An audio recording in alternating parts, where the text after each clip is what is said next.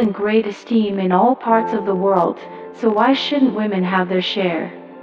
Soldiers and war heroes are honored and commemorated, explorers are granted immortal fame, martyrs are revered, but how many people look upon women too as soldiers? Women, who struggle and suffer pain to ensure the continuation of the human race, make much tougher and more courageous soldiers than all those big-mouthed freedom-fighting heroes put together. I think a lot, but I don't say much. We all live with the objective of being happy.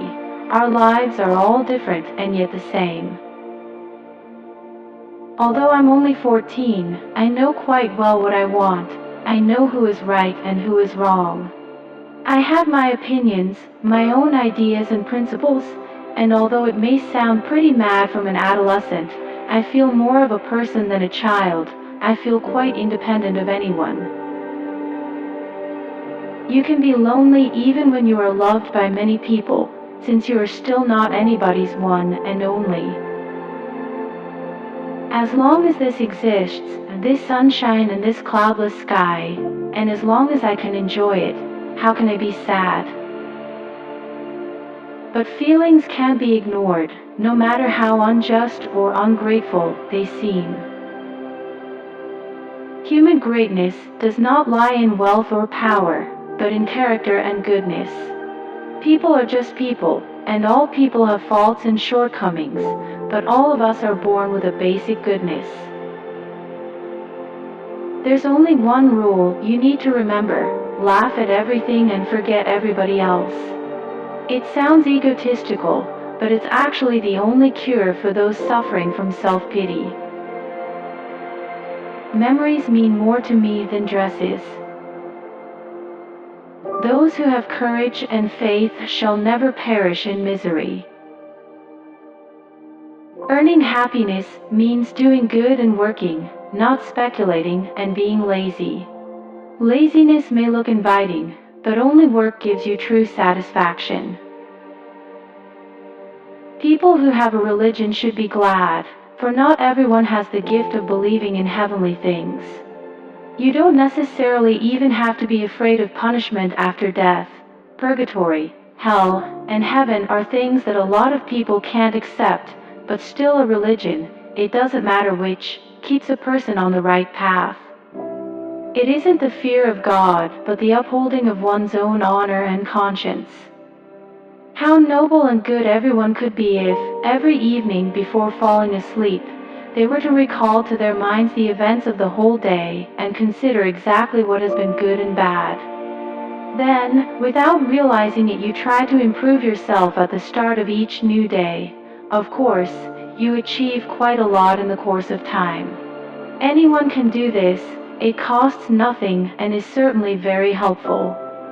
Whoever doesn't know it must learn and find by experience that a quiet conscience makes one strong. Anyhow, I've learned one thing now.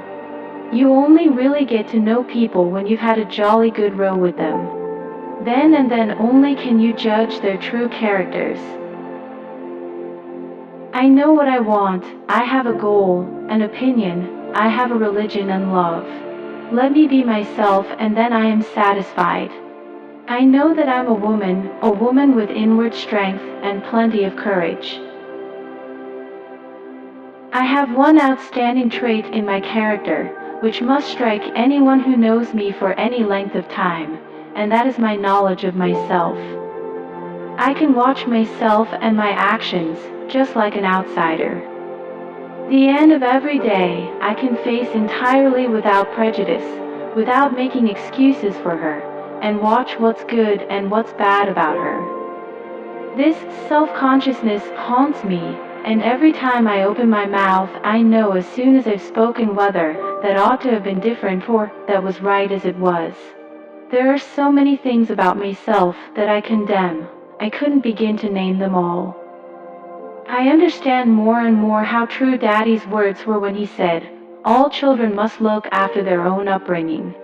Parents can only give good advice or put them on the right paths, but the final forming of a person's character lies in their own hands. Everyone thinks I'm showing off when I talk, ridiculous when I'm silent, insolent when I answer, cunning when I have a good idea, lazy when I'm tired, selfish when I eat one bite more than I should. Deep down, the young are lonelier than the old. Everyone has inside of him a piece of good news. The good news is that you don't know how great you can be, how much you can love, what you can accomplish, and what your potential is. I love you with a love so great that it simply couldn't keep growing inside my heart, but had to leap out and reveal itself in all its magnitude. Ever since I was a little girl and could barely talk, the word why has lived and grown along with me. It's a well-known fact that children ask questions about anything and everything, since almost everything is new to them. That is especially true of me, and not just as a child. Even when I was older, I couldn't stop asking questions. I have to admit that it can be annoying sometimes, but I comfort myself with the thought that you won't know until you ask, though by now I've asked so much that they ought to have made me a professor. When I got older, I noticed that not all questions can be asked and that many whys can never be answered. As a result, I tried to work things out for myself by mulling over my own questions. And I came to the important discovery that questions which you either can't or shouldn't ask in public, or questions which you can't put into words, can easily be solved in your own head. So the word why not only taught me to ask, but also to think. And thinking has never hurt anyone. On the contrary, it does us all a world of good. The question is very understandable, but no one has found a satisfactory answer to it so far. Yes, why do they make still more gigantic planes, still heavier bombs and, at the same time, prefabricated houses for reconstruction? Why should millions be spent daily on the war and yet there's not a penny available for medical services, artists, or for poor people? Why do some people have to starve, while there are surpluses rotting in other parts of the world? Oh, why are people so crazy? Don't condemn me, remember rather that sometimes I, too, can reach the bursting point. A voice within me is sobbing, you see that's what's become of you. You're surrounded by negative opinions, dismayed looks and mocking faces, people who dislike you, and all because you don't listen to the advice of your own better half. Believe me, I'd like to listen, but it doesn't work, because if I'm quiet and serious, everyone thinks I'm putting on a new act and I have to save myself with